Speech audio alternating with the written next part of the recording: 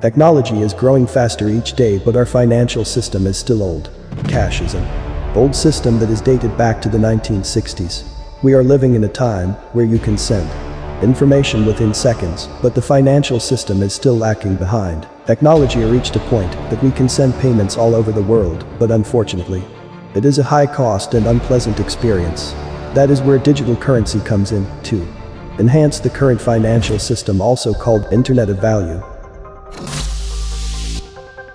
On behalf of Ripple, we'd like to give you $4 million. Now, usually people come out with the big giant check and do the big giant check thing, but we can actually transfer it into Rwandan francs right now, right here. And all we have to do is push this button, it's in your account. Do you want to push it? You want me to push it? I would like to push it. Bingo. Interesting. The rise of digital payments anyway, due to COVID, some big investors throwing the towel in and saying, fine, I was a skeptic, I've changed my mind. Square, PayPal, Macro important dynamics that is driving the crypto markets is the fact that many governments around the world are printing more fiat currencies. Here in the United States, you see, trillions of dollars of stimulus, and that means that we're inflating the US dollar. Have this put everything on a blockchain thing. There's probably hundreds of use cases that people are considering applying this technology to. But one of the things that we notice is that at the root of most of these blockchains is a payment. So if it's trade finance, when the trade is financed, there's going to be a payment. If it's security, the security is going to be purchased, there's going to be a payment. If it's lending, when the funds are borrowed, they're delivered, there's going to be a payment. If it's a smart contract that's managing someone's money, there's going to be payments. So what we observed is that the main problem at the root of all of these use cases is payments. Stage today, I agree with a lot of, I disagree with some of. We have payment networks that are not interoperable. I jokingly, but it's actually serious, point out that if anybody here decided, hey, I want to take $10,000 from my account at Wells Fargo and move it to Barclays and have it in pound sterling, the fastest way to do that is to get on an airplane at SFO and fly it there. That's a crazy statement. I mean, another manifestation that I know that, I am a PayPal customer, I'm a Venmo customer. The lack of interoperability is manifested even within that network. And so when Ripple thinks about the future, we're thinking about how do we create interoperable networks in the same way that the birth of the internet of information created interoperable networks of information, and now any of us can access any piece of information from anywhere in the world, yet we can't move our own value from point A to point B. There's lots and lots of examples I can give on that. So when Ripple thinks about the world, it is how do we stitch this together with the same kinds of technologies that are protocols like TCP/IP. Ripple is trying to take over the current financial system by bridging CBD central bank digital currencies. As we can see, the financial system is inefficient to provide cross-border payments. XRP is a digital asset built for payments. It is the native digital asset on the XRP ledger, and open source, permissionless, and decentralized blockchain technology that can settle transactions in 3 to 5 seconds. Ripple is unlike Bitcoin and Ethereum because both have to be mined using a lot of electricity. So Ripple's a fintech company, and Ripple is focused on international payments right now, which is where the high friction is. Here's the irony. In this land of vast new riches, money no longer exists in the traditional sense. There's never a line at the few remaining ATM machines, no one carries a wallet, and fewer still write checks or carry dollar bills, credit cards, or coins. Instead, there's a radical new type of currency exchange used to pay for everything. I don't need to carry a wallet at all. I mean, literally no cash at all. So you don't carry any cash? No. Wealth creation event in the history of the world, frankly, happening right here, right now. I tell you, I don't know what's causing all this, but this just doesn't feel normal to me.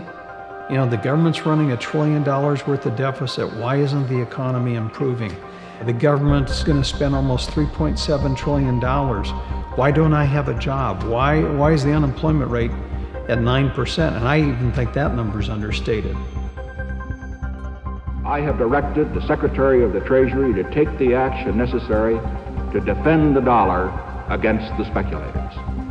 I have directed Secretary Connolly to suspend temporarily the convertibility of the dollar into gold or other reserve assets. All of the problems that we see today in the monetary system are a direct result of the decision made in August 15th, 1971, to abandon fixed link back to... Not many people know how the technology of Ripple works and how big it actually is. Very few people know that XRP will be a bridge currency, as the elite people are getting everyone to invest in Bitcoin and other currencies. That is why the current price of XRP is still low, and that is why no one is really considering XRP as a great project. If you send money with Bitcoin, you pay a high transaction fee, making Bitcoin slow. But if you make a transaction with Ripple using XRP, it is settled within seconds and requires almost 99.8% less electricity than Bitcoin.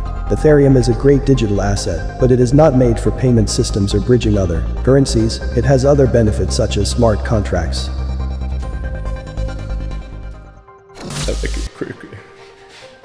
There are transactions that are not within the bounds of the law, and there are obviously many laws in different countries, and normally cash is used for these transactions, but in order for illegal transactions to occur, the cash must also be used for legal transactions. You need an illegal to legal bridge. That's where crypto comes in. Need to spare. So I'm not bullish on Bitcoin, and my general thought would be that if you have less money than Elon, you should probably watch out. Why aren't you bullish on Bitcoin? Look. There are things we invest in society that produce output. Bitcoin happens to use a lot of energy. It happens to promote anonymous transactions. They're not reversible transactions. The Gates Foundation does a lot in terms of digital currency, but those are things where you can see who's making the transaction. So digital money is a good thing. And there's a different approach that's local currency and attributed, and deals with all the money laundering and terrorism type regulations, and yet gives you the very the convenience and the low cost of transaction. And so our foundation is very proud that in the pandemic, a lot of the countries we funded to do this were able to get money out to their citizens very, very efficiently. So that's something that it's not got the visibility of Bitcoin, but the move towards digital money that we're very engaged in is a super positive thing that eventually will get to even the poorest country. Elon Musk has been tweeting a lot lately and giving us hints. Elon Musk and Bill Gates are talking in secret language about XRP. They like to talk in number language such as gematria. For example, in gematria, the tweet much wow means actually buy XRP. Stock market crash and economic collapse begins. This is an economic collapse. It's not normal. It will be very different than a recession, because there ain't no dang recovery. Trump's been setting up the Fed to take the blame for the economic collapse. Now Trump is being set up by ex-Fed presidents to take the blame. Ex-Fed President, New York, Bill Dudley, has written an op-ed in Bloomberg which lays out a fall guy case. No matter what you think about all this, the underlying message seems pretty clear to me, and financial ruin for most all Americans. That is, if there is no more wealth that can be extracted from America, while failing America destroys itself from within. On Friday, the market plunged on news Trump was going to increase tariffs on China. Then on Monday, the markets rallied on comments from President Trump that China was ready to talk. The president has learned that his comments will move markets. Nobody can give China economy go to stable, reliable, impossible. If countries are cheating by manipulating their currency, wouldn't that be a perfect situation to apply a level of tariffs? I think we are taking the moral high road by identifying currency manipulation as an unfair trade practice. Then our only recourse is to say then we're going to have to do something as well. Unless we call them on it, we can't begin to seek these broader remedies that I think would start to bring about a level international monetary playing field, Brad, what do you have to say to that? Well, I think we are moving into a new world order. I think the internet of value, Ripple talks a lot about what payments look like, not just today, but in 10, 20 years. And when we think about that, we talk about this Internet of Value. How do we let value move the way information moves today? I think about the dynamic between Ripple and Swift, not dissimilar to the dynamic between when Amazon in 1997, 1998, and you got Walmart. Certainly it's a David and Goliath kind of classic story. I think that the challenge is you're dealing with, when Ripple thinks about the future of the Internet of Value, really democratizing payments, reducing costs dramatically, increasing speed dramatically, we're really thinking about it the same way we introduced new technologies like TCP/IP and HTTP that became the Internet of Information. When we talk about what the SWIFT network is today, it's kind of a closed network. It has a lot of members on it for sure, but AOL had a lot of members. And when we moved into the age of the Internet at a decentralized, democratic network, I think that what you're seeing introduced with blockchain technologies, and by the way, it's not just Ripple. When we think about interoperability, we think about interoperability between many blockchains. And I think that the future we see is certainly one of many networks, interoperable networks, and reducing the friction of those payments to close to zero. And I think you're going to see a lot of innovation spawn from that, part from Ripple and part from an entire ecosystem. So I'll also agree very much with what Godfrey said at the end.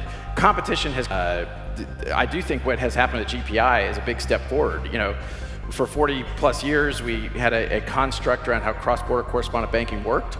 It worked, but it had a lot of limitations. We're seeing that move forward, but I think it's a step forward when you're switching from kind of, if I may, horse and buggy to, hey, can we make the horse and buggy go faster? Sure, but if we can actually just move to a Ferrari, let's do that. RippleNet is solving the inefficiencies of today's inefficient payments networks. It's standardized. The technology, APIs, rules, and governance are consistent across the network. It's fast. The technology provides real-time settlement and bidirectional messaging. It's certain. Atomic pass-fail processing eliminates payment failures. And it's low cost. High STP rates and flexible liquidity provisioning lowers processing costs. RippleNet is the first step towards bringing the Internet of Value to life through one frictionless